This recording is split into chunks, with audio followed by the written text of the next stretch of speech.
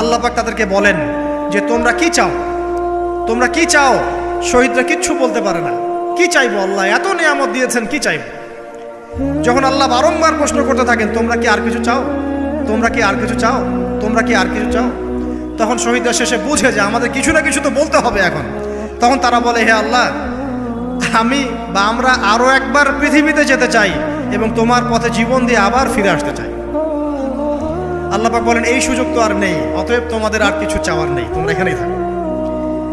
আরেকটা হাদিস শুনেন, রাসূলুল্লাহ সাল্লাল্লাহু আলাইহি ওয়াসাল্লাম বলেছেন, এই হাদিসটা ওমর রাদিয়াল্লাহু আনহু থেকেও এসেছে, হে মুসলিমরা, তোমরা যদি আল্লাহর প্রতি তাওয়াক্কুল করার মতোই তাওয়াক্কুল করতে, ভরসা করার মতোই ভরসা করতে, আল্লাহ পাক তোমাদেরকে পাখিদেরকে যেমন করে রিজিক দেন তোমাদেরকে ঠিক সেইভাবে রিজিক দিতেন।